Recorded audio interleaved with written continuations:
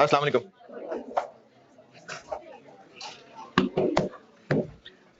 दुरूद शरीफ पढ़ना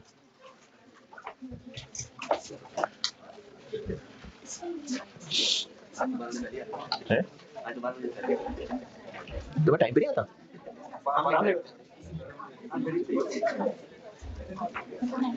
नहीं, आज तो फिर वो गुंजाइश नहीं है ना लेट करने की।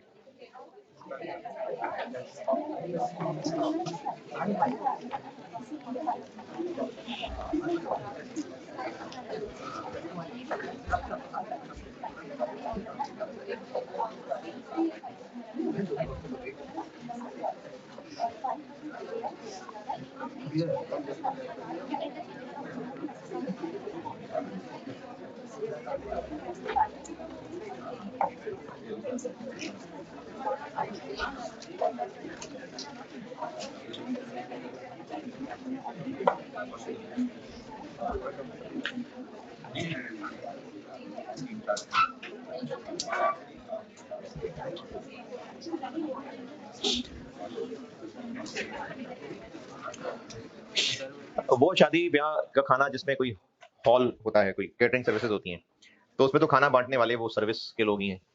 लेकिन ये गांव देहातों में जो शादियां होती है ना, या ये जो हॉल्स में नहीं होती, तो उनमें खाना बांटने वाले फैमिली के वॉलंटियर्स ही होते हैं। और जो मेजबान है, अगर उसी ने ही उन वॉलंटियर्स को ड्यूटी पे लगाया हुआ है, तो उन खाना बांटने वालों को खुद ही शायद खाना ना मिले, एंड पे बचे ही ना।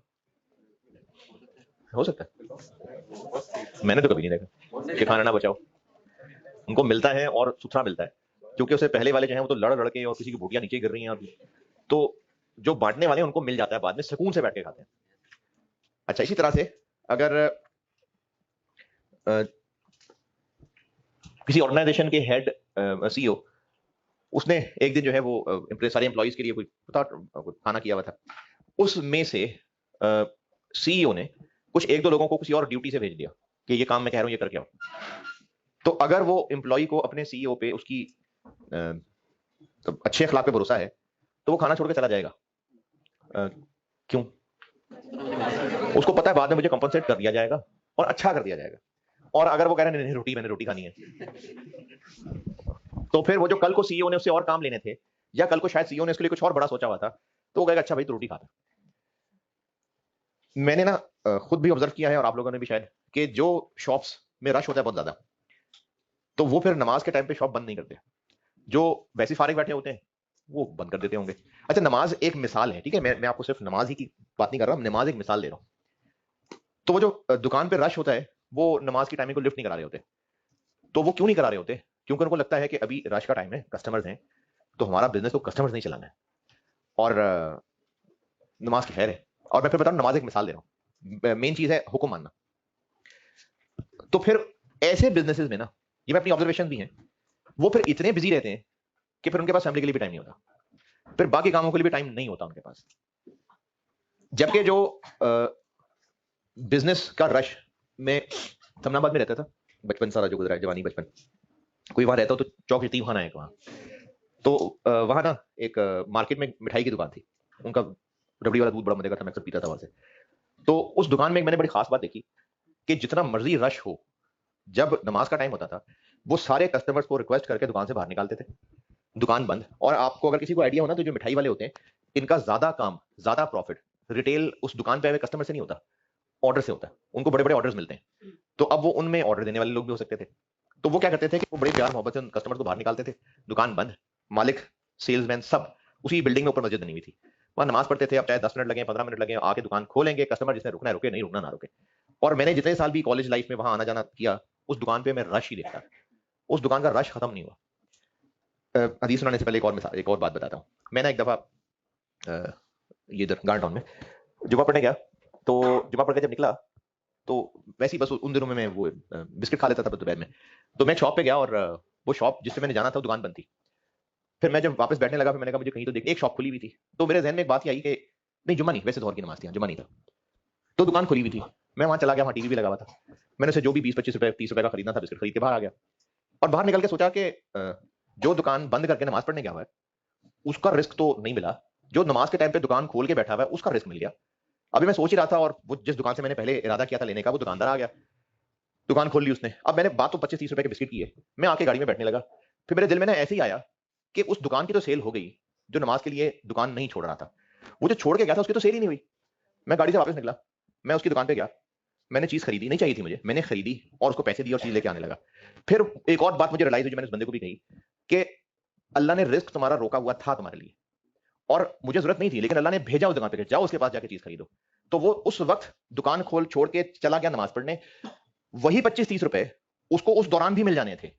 मैं पता नहीं मैं टाइमिंग समझा सकता हूँ, मैं उस टाइम में उस दुकान नहीं जाने लगा था, लेकिन वो दुकान बंद थी। अब बात 25-30 रुपए की है, लेकिन वो उसकी सेल उस वक्त जाया हो गई, लेकिन वो उसकी जाया नहीं होने दी अल्लाह ने, वापस भेजा अल्लाह ने, और वहां पर उसको सेल हुई। तो जब इंसान अपनी जिंदगी के कामों में फंस के जो अल्लाह के हुक्म है वो छोड़ देते हैं ना, तो इंसान ये मुंह से बेशक नहीं कह रहा होता, लेकिन वो ये रियलाइज कर रहा होता है कि अल्लाह, रब तो मैं ऐसी तुझे कह देता हूँ, बचपन से सुना हुआ है, रब तो मेरी दुकान है, पलता तो मैं दुकान से हूँ। तिरमिज़ी 2466, सैयदना अबू हुरैरा रज़ियल्लाहु अन्हु से रवायत है, नबी अकरम सल्लल्लाहु अलैहि वसल्लम ने फरमाया, अच्छा ये हदीस कुदसी है मुतासरम, जो अल्लाह ताला का फरमान बता रहे होते हैं। अल्लाह ताला फरमाते हैं, ए इब्ने आदम, तू मेरी इबादत के लिए फारिग हो जा, मैं तेरा सीना गिना से भर दूंगा। गनी आप समझ लें,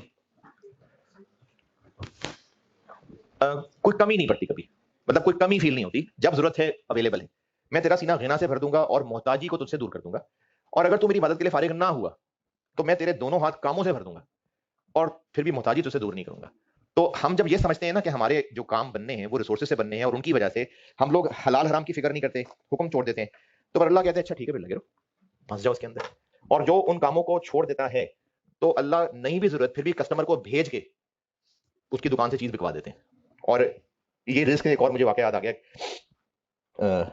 शहर में मैं कौन सा शहर था मुझे भूल गया, जिनको तबलीग का आइडिया, मैं तबलीग पे गया हुआ था उस शहर में, मुझे शहर भूल, हाँ साहिवाल। तो सुबह सुबह जब फजर से फारिग हुए तो मैं निकला के बाजार के करीब मस्जिद थी, मैंने दाढ़ी बनवानी थी और सर में मशीन फिरवानी थी। उस बाजार में बहुत सारे जो थे ना वो सैलून थे, सब बंद थे। ये बात है कि फजर के भी तकरीबन तकरीबन घंटे बाद की, और फरवरी का महीना था, तो 7:30 हुए होंगे, सब सैलून बंद थे। और मार्केट थी, बहुत सारे वहाँ बार्बर शॉप थे, सब बंद थे। एक मुझे कहीं से ना वो धुआं उठता नजर आया, तो वही जो हमाम होते हैं, गीजर से मैं वहाँ चला गया, तौलिया लटका नजर आया, वहाँ एक बच्चा सही कर रहा था, मैंने कहा मैंने खत करवाना है। तो उसने कहा कर देता हूँ, मैंने कहा नहीं भाई, किसी बड़े को बताओ। मैंने कहा जी सर तो सो रहे हैं, मैंने कहा जगाओ उसको। तो वो सर को जब जगाया, सर आंखें मलते उठ के आए, उन्होंने जो भी वो मशीन करानी थी, खत कराना था, तो वो कि वो 300-350 की दिहाड़ी होगी उसकी, जो मेरा बनना था। तो मैं उससे ऐसी बातों बातों में पूछ रहा था कि आप दुकानें बंद हैं, उसने कहा जी हम तो रात तक दुकानों में बैठे रहते हैं, फिर सुबह देर से खोलते हैं। मैंने कहा फिर तो नमाज भी मिस हो जाती है। कहते जी मजबूरी है, क्या करें, दुकानें चलती हैं, वरना फिर ग्राहक का टाइम ही वो होता है। उस वक्त मैंने फिर एक बात उसको की, क्योंकि अल्लाह की तरफ से कभी सही मौके पे बात आ जाए तो आ जाए। मैंने कहा कि देखो भाई, जो रिस्क तुम्हारा तुम तक पहुंचना है ना, वो अल्लाह ने तुम्हें जगा के भी दे देना है। वो सोया हुआ था और मैंने उसको जगाया जाके। तो मैंने कहा जो रिस्क तुम्हारा पहुंचना है ना, वो तुम्हें जगा के भी मिल जाना है। तो इसलिए हम लोग जब कोशिश, मेहनत तो करना ही है, मेहनत ऑब्वियसली करनी है, रिसोर्सेज के लिए जरूरत भी है, लेकिन जब इंसान उन रिसोर्सेज पे ऐसा भरोसा कर लेगा कि इन्हीं से बनेगा, और उसकी वजह से वो अल्लाह के हुक्म तोड़ना शुरू कर देगा, तो फिर उसका जो मिलना था वो पता नहीं मिले ना मिले, लेकिन फंसा रहेगा वो जिंदगी में। सवाल कर लिया था होगा कोई, वही याद, पार्ट बी कहा था करने को, कोशिश करनी थी तो होना था। मैंने कल ये शुरू यहां से किया था कि 160 मिलियन, तेज करूं, फुल कर दिया, आवाज नहीं आ रही मुझे ठीक, आप तो फुल कर लिया, मैंने पहले भी नहीं आ रही थी, पहले काम की बातें नहीं थी ना। तो सेल्स, मैंने कल जब ये सवाल सॉल्व करना शुरू किया था, तो सेल्स को मैंने पिछले साल की सेल्स से बजटेड सेल्स एक ब्रैकेट में क्यों नहीं बन सकी थी, ये नहीं पता था, क्वांटिटी चेंज नहीं पता था, इसलिए हम यहां तक सेल्स तक नहीं पहुंच सके थे। तो फिर वो ब्रेक इवन वाला रास्ता, इमरान जी अभी फिर यहां पे मिसिंग हुई है आवाज,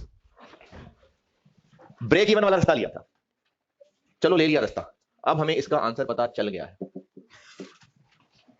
तो अब ये निकाल लेते हैं, ये ग्रोथ रेट निकला है। पार्ट बी में पूछा था कि ये जो हम लोग इतनी सेल्स करने का सोच रहे हैं, कितने परसेंट वॉल्यूम बढ़ेगा, तो ये क्वांटिटी ग्रोथ पूछी थी, तो इस को रीअरेंज करके ये ग्रोथ रेट निकल आएगा। ये पार्ट बी था। पार्ट बी,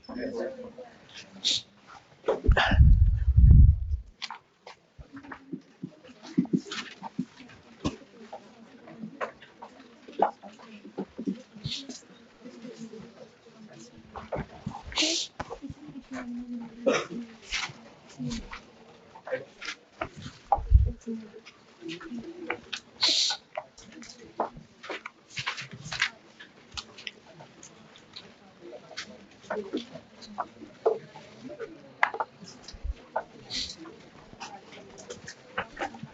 एक बात बतानी है, बस थोड़ा डर डर सा लग रहा है आपसे। अच्छा मैं आंखें बंद करके बता देता हूँ। कौन सी? संडे वाली? अरे इससे तो बात बहुत आगे निकल गई है, मैं तो बहुत बड़ी बात बताने लगा था। हाँ हाँ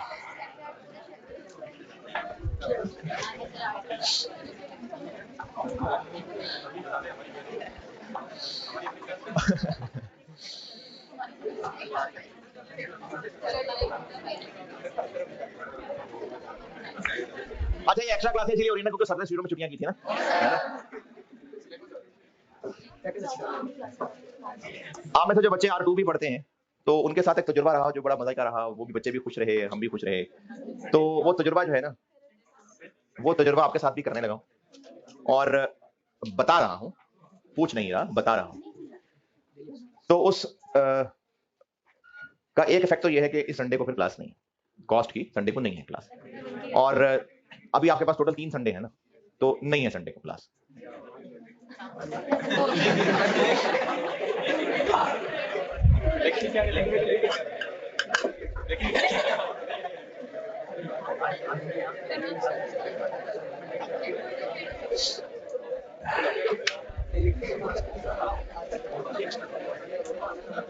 रोज शाम को एक्स्ट्रा क्लास होगी।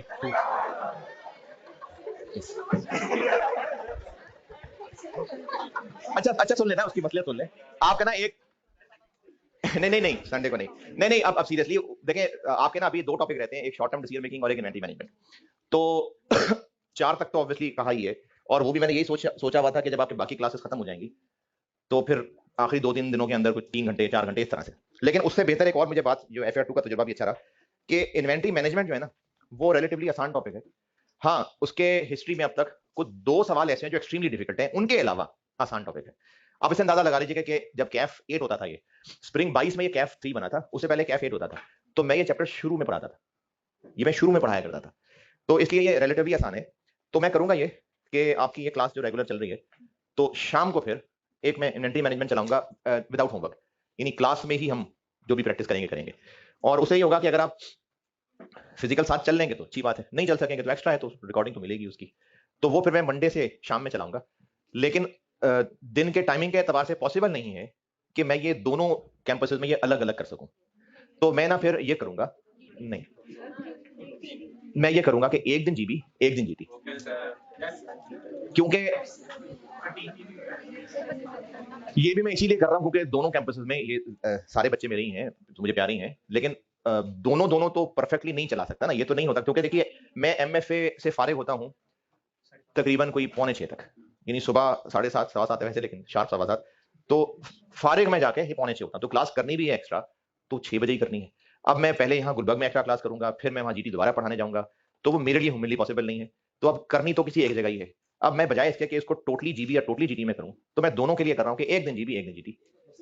नहीं एक हफ्ता जो है ना फिर वो आउट ऑफ, देखें अगर आप लोग नहीं इस पे, मैं तो आपके भले के लिए कह रहा हूं, अगर आपको इस पे मसले हैं तो मैं कोई एक कैंपस चुन लेता हूं और मैं बस वहीं पढ़ा दूंगा, और मैं वो पर्ची डाल के चुन लूंगा, मैं टॉस करके चुन लूंगा कि कोई एक चुन लूंगा। अगर वो जीटी निकला तो मैं सारी जीटी में पढ़ाऊंगा, जीबी निकला तो सारी जीबी में पढ़ाऊंगा।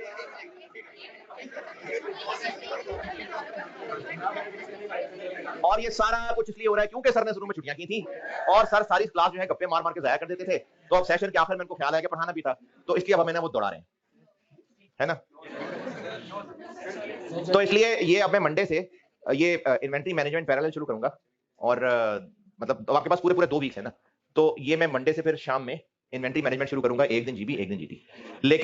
लेकिन जो लोग भी फिजिकली इसका हिस्सा बने, वो फिर ये आदत रखना कि अब जैसे मंडे को मैंने जीबी में की, ट्यूसडे को जीटी में की, तो आप फिर वो ट्यूसडे वाली क्लास ले लेना बुध से पहले, ताकि फिर आप बुध में यहाँ बैठ भी सकें।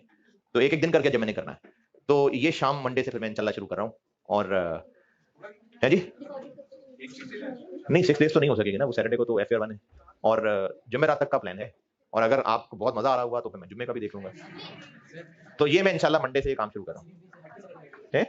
CVP तो ये 2 क्लासेस में खत्म हो जाएगा। हाँ CVP तो खत्म हो रहा है, शॉर्ट टर्म डिसीजन मेकिंग जो है ना, उसमें भी बच्चे परेशान ज्यादा होते हैं, लेकिन वो भी आप जब सवाल करेंगे तो आपको आइडिया होगा कि वो भी कोई मुश्किल पोर्शन नहीं है, क्योंकि आप चीते चीतियां बन चुके हुए हैं। और इसको आखिर में कराने का ना रीजन भी यही होता है कि आप जब बिल्कुल चीते चीतियां बन चुके होते हैं तो फिर आप इस चैप्टर को सही कर लेते हैं। और इन्वेंटरी मैनेजमेंट भी उन 2 सवालों के अलावा बाकी ये आसान टॉपिक ही है रिलेटिवली, इसीलिए तो शुरू में कराया करता था मैं 2 साल पहले। तो ये मंडे से इंशाल्लाह फिर मैं शाम में, और मंडे वाली क्लास फिर जीबी में, और 6 से 7, सवा 7, 6 से शार्प 6, नहीं शार्प 6। कब तक? किस टाइम तक? घंटा सवा घंटा आगे कर ले।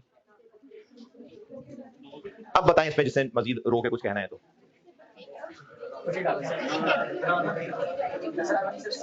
R1 की R1 में देखेंगे, अभी ये कॉस्ट है।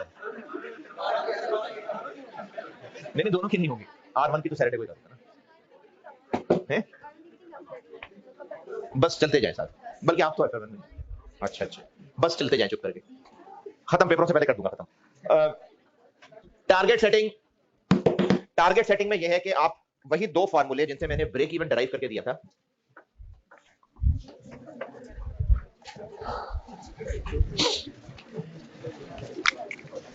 वो 2 फार्मूले जिससे मैंने ब्रेक इवन डराइव किया था, वही 2 फार्मूले अगर पक्के रख लेना तो ये सारे सवाल उन्हीं पे बने होते हैं।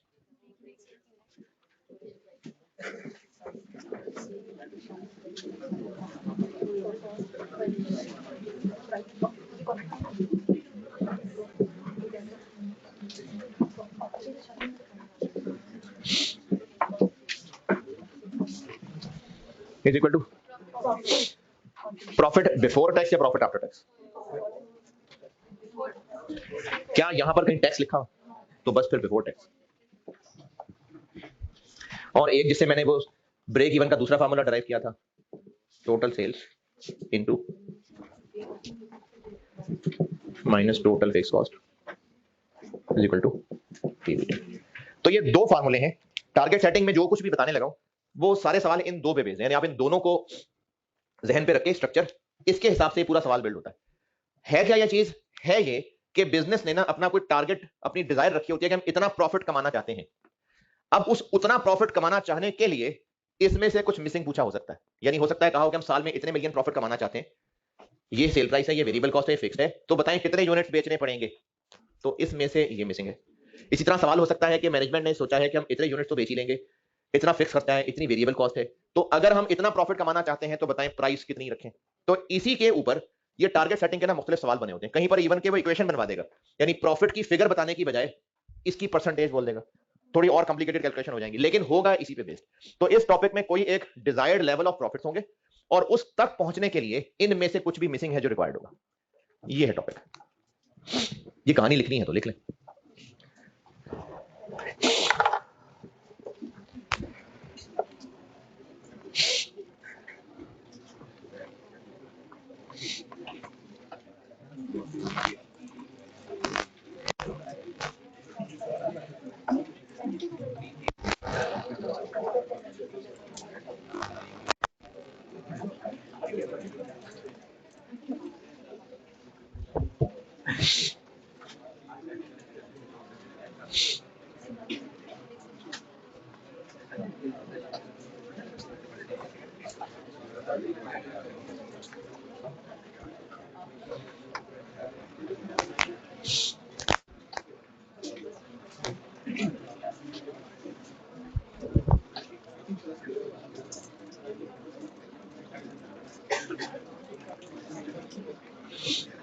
हाँ जी, लिख ली कहानी। चले फिर आसान सवाल से शुरू करते हैं, फिर लेवल बढ़ते जाते हैं। आप लिखें, पहले बिल्कुल सिंपल सा डेटा बता के करता हूँ। सवाल लिखें, sale price per unit 100, sale price per unit 100 रुपए, variable cost per unit 75, sale price per unit बताइए 100, वेरिएबल कॉस्ट पर यूनिट है 75, total fix cost, total fixed cost 180,000, 180 और desired profit after tax, 120,000, 1,20,000, tax rate 20%, 20% required है आपसे कितने units cell करने पड़ेंगे ये डिजायर्ड प्रॉफिट कमाने के लिए?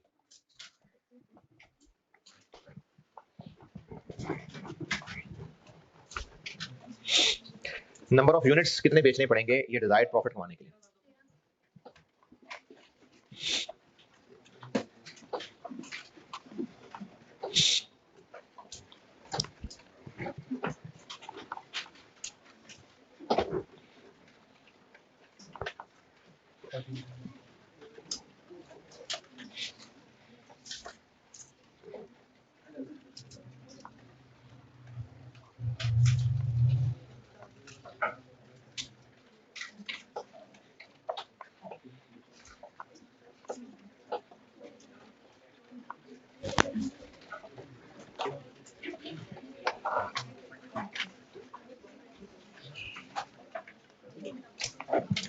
हाँ जी 13200 सबसे किसी से नहीं हुआ तो बता दें। चले फिर आए पास्ट पेपर के सवाल पे।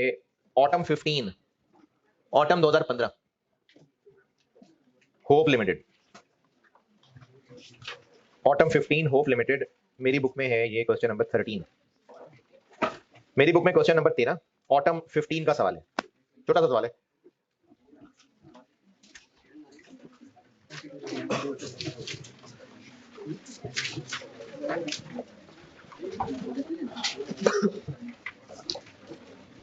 ऑटम 15 होप लिमिटेड आप कर दें अभी, आप लोग अभी कर दें।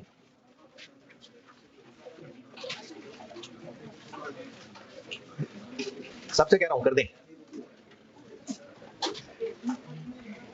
मेरी बुक में क्वेश्चन नंबर 13 है होप लिमिटेड के नाम से ऑटम 15 अटेम्प्ट का। कर दीजिए दोनों पार्ट्स, आप कर दें, छोटा सा सवाल है।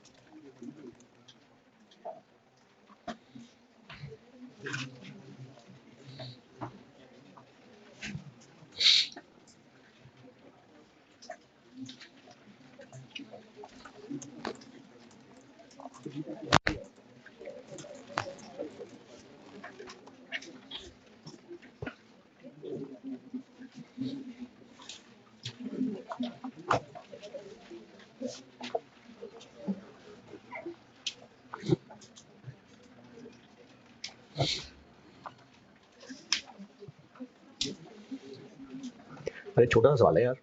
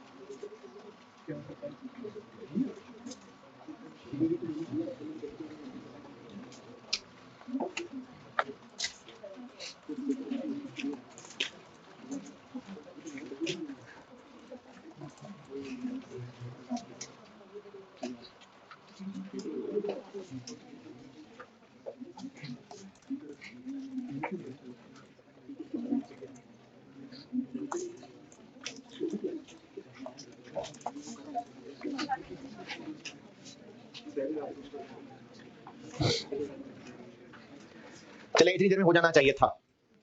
देख ले सोल्यूशन और पूछ ले जो नहीं समझ आया।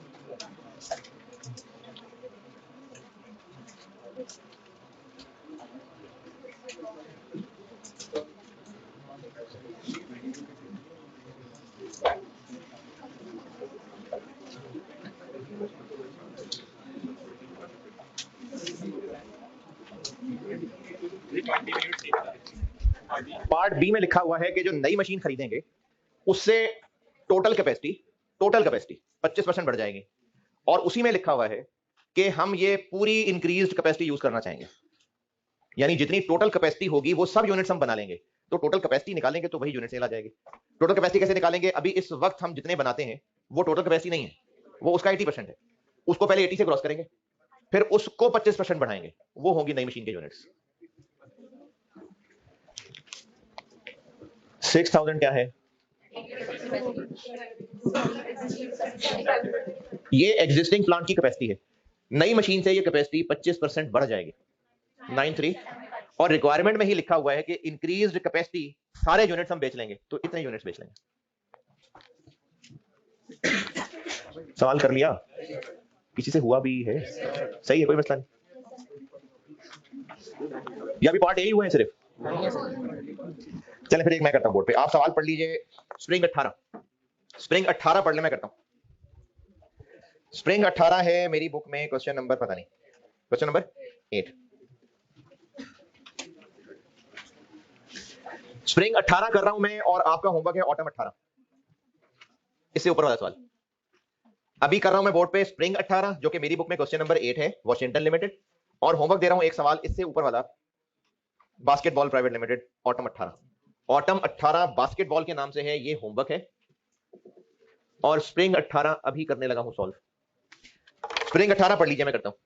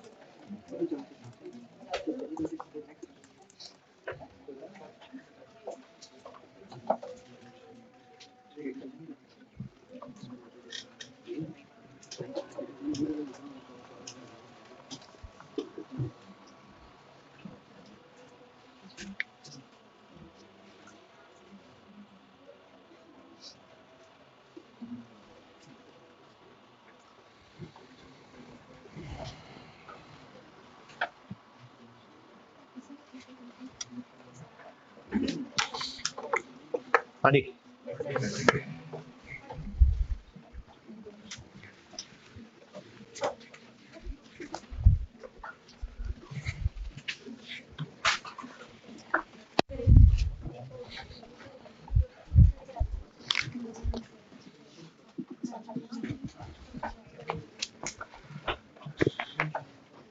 अगर पढ़ रहे थे तो पढ़ लिया होगा। ऑटम 18 होमवर्क है यार, करना जरूर। अच्छा अभी ना स्प्रिंग 18 में ये जो लिखा हुआ है 10 मंथ्स रिक्वायरमेंट में, ये फिलहाल रहने दें, इसके बगैर पहले सवाल कराता हूं। कैसे पता चल रहा है इस टॉपिक का सवाल है? नंबर ऑफ यूनिट्स पूछे, कितने बेचें ताकि हम डिजायर्ड डिविडेंड बांट सकें। तो डिविडेंड कहां से आ गया? डिविडेंड की अमाउंट, एक मैक्सिमम लिमिट क्या बताई है? ये मैं बाद में वर्किंग की शक्ल में कर दूंगा, अभी तो आपको एक बात बताना चाह रहा हूं कि पीबीटी पे टैक्स लगता है 30%, ये सवाल की इनकम स्टेटमेंट से नजर आ रहा है। फिर आता है पैट, और बैंक से लोन लिया हुआ था कोई, बैंक ने कहा सारे पैसे खुद ही निकाल के ना चले जाएं, तो बैंक ने कहा कि आप जितना भी डिविडेंड बांटना चाहें ना, आपको हम एक लिमिट बता रहे हैं, उससे ज्यादा आप डिविडेंड नहीं बांट सकते, और वो है पैट का 80%। मैनेजमेंट ने क्या इरादा किया, कितना डिविडेंड बांटना है? 5%। तो एफआर 1 के पढ़े हुए बच्चे, 5% डिविडेंड किस अमाउंट पे लगेगा? शेयर कैपिटल, पहली लाइन 140। तो बिजनेस चाह रहा है 140 मिलियन का 5%, ये है बिजनेस की ख्वाहिश कि हम इतना डिविडेंड बांटें। और अगर इस क्राइटेरिया पे चलाएं तो हम अगर ये 7 बांटना चाहते हैं तो कम से कम कितना प्रॉफिट कमाएं? ज्यादा कमा लें तो अच्छी बात है, लेकिन कम से कम कितना कमाएं जिसका 80% ये हो। तो यहां से यहां से यहां, अब ये टारगेट सेटिंग वाला सवाल बन गया। पहले यहां से मैं पीबीटी तक आना पड़ेगा, और इसको फिर चूंकि नंबर ऑफ यूनिट्स पूछे हैं तो उस यूनिट्स वाली इक्वेशन में रखना पड़ेगा। कौन सी? अच्छा चलिए सवाल की वर्किंग करते हुए बता दूंगा दोबारा। तो ये इस टॉपिक का सवाल है, नंबर ऑफ यूनिट्स कितने बेचे ये पूछा हुआ है। तो हम इसके लिए बना लेते हैं sale price minus variable cost into units जो बेचने हैं minus total fixed cost is equal to PBT. सवाल पढ़ लिया होगा। तो 1 जनवरी 18। अच्छा ये जो ऊपर टेबल है ये क्या है? ये बजटेड इनकम स्टेटमेंट है, बजटेड 2018 की, और सवाल की रिक्वायरमेंट में 2018, 2019, 2020, 2018 ही चल रहा है, क्योंकि जो सारी कहानी है ना वो यही 18 के बारे में है कि बजट बनाया तो था, लेकिन 2 महीने गुजरे तो कुछ और एक्चुअल रिजल्ट सामने आए, तो अब हम ये एक्शन लेने का सोच रहे हैं। तो बताएं अब जो बचा कुचा 2018 रह गया है उसमें हम क्या करें, ये सवाल का कॉन्टेक्स्ट है। लेकिन 10 महीने वाली बात फिलहाल मैंने इग्नोर की है। तो 2018 का ये प्रॉफिट हम कमाना चाहते हैं। यूनिट्स पूछे, सेल प्राइस कितनी,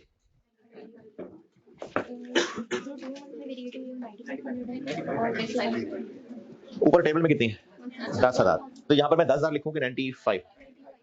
अच्छा ये सब लोगों से बात कर रहा हूं, सारे सारे के सारे, और जेरे जमीन भी सारे के सारे।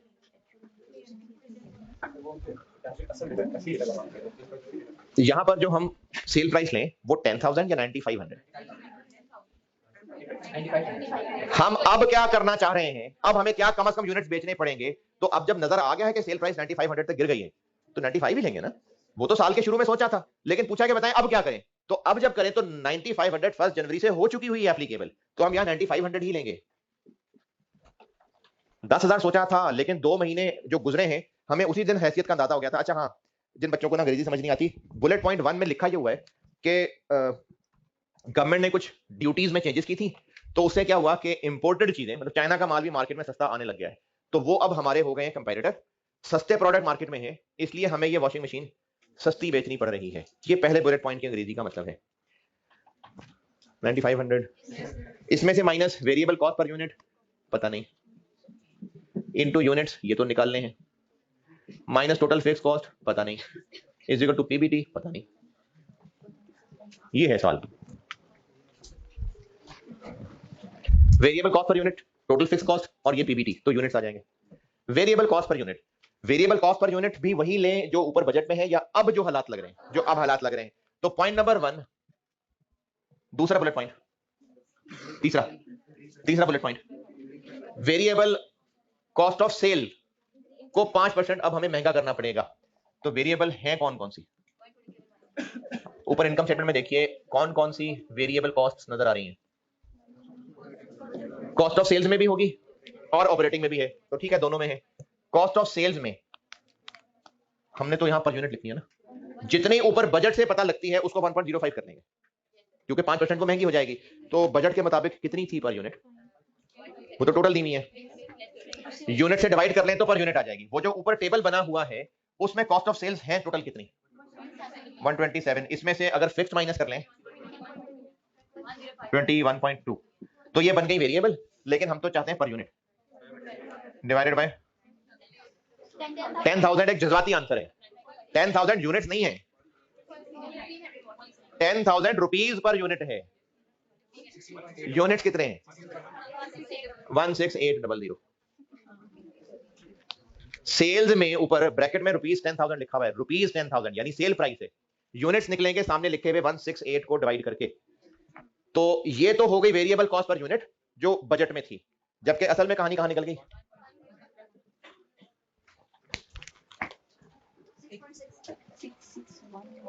661115।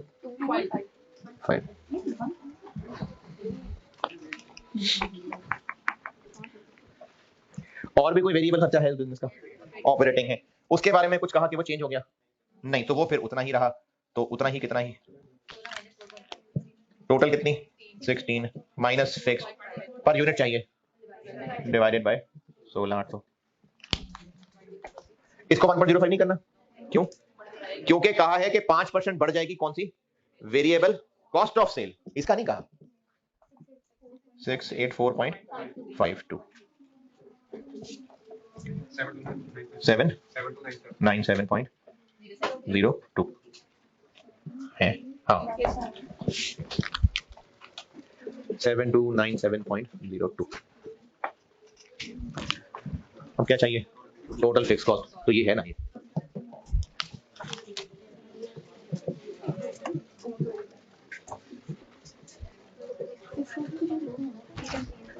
टोटल फिक्स कॉस्ट जो अभी है ये इतनी ही रहेगी या अब हालात में कुछ और भी चेंज करनी पड़ रही है। 5 मिलियन एक मजीद खर्चा करना पड़ेगा, तो जो बाकी है वो तो है ही है। कॉस्ट ऑफ सेल कितनी है, 21.2 और ऑपरेटिंग ये 4.5, और मजीद कैंपेन चलानी है हमने एक 5, तो ये बन गया 30.7। लेकिन आप इस इक्वेशन में ना 30.7 लिखेंगे ना तो आपसे यूनिट्स गलत निकल आने, क्योंकि आपने तो यूनिट्स को मल्टीप्लाई, तो इसलिए पूरा लिखना। अब क्या रह गया, पे बेटे रियान उधर वो करें नोट। फिर आखिरी बात ये सुन लें बस, ये डिविडेंड वाली बात बताता हूं दोबारा से।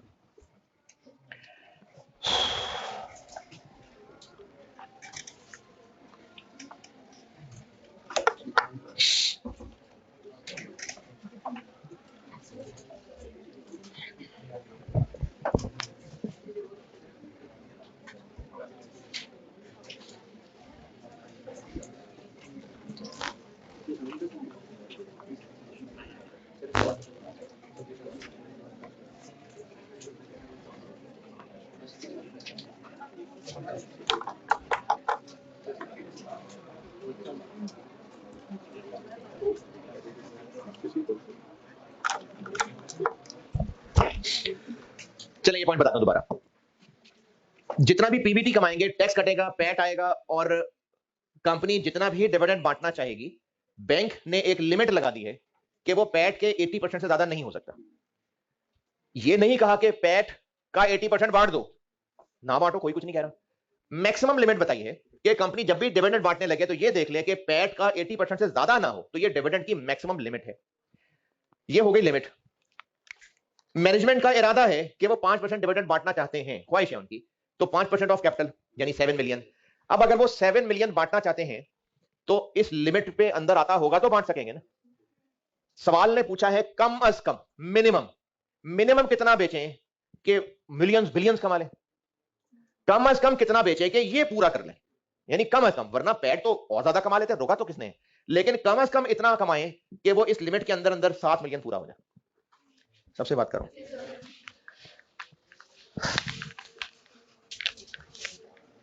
ये जो सोती शक्लें नजर आ रही होती हैं, मेरी आवाज बहुत सुरीली है या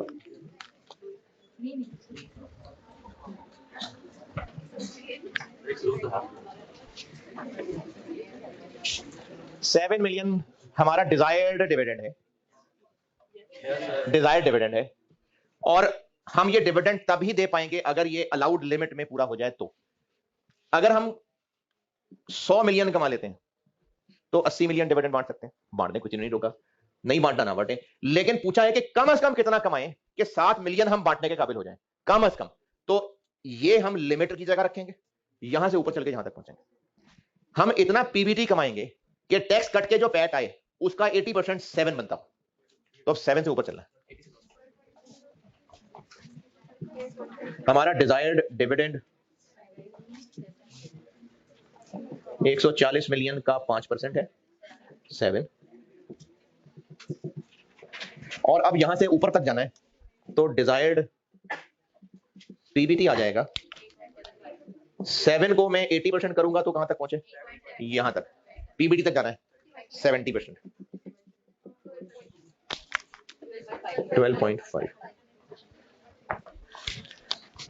12.5, और इसको सॉल्व करिए तो टोटल यूनिट्स सेल आ जाएगी 19। अच्छा, ये इस वक्त जो सामने फिगर्स लिखी हैं, ये प्रॉफिट, ये फिक्स कॉस्ट, ये साल की है कि 10 महीने की, ये साल की है, क्योंकि डिविडेंड साल का, पैट, टैक्स, ये सब साल की फिगर्स है, फिक्स कॉस्ट भी साल की है। तो ये जो आंसर निकला है, फिर ये यूनिट्स भी साल के निकले, लेकिन इस पूरे साल में हम इतना यूनिट्स बेचेंगे तो टारगेट मीट होगा। 2 महीने तो गुजर भी गए, और पूछा है कि अब जो बाकी 10 महीने रह गए हैं उसमें कितने बेचें, तो इतने ही है जो 10 महीने में बेचने, ये तो पूरे साल में बेचने हैं, और जो 2 महीने गुजर गए हैं 1500 बेच चुके, तो अब हमने 10 महीने में मजीद कितने बेचने हैं, इसको 10/12 कर लो, 1500 माइनस कर लेंगे,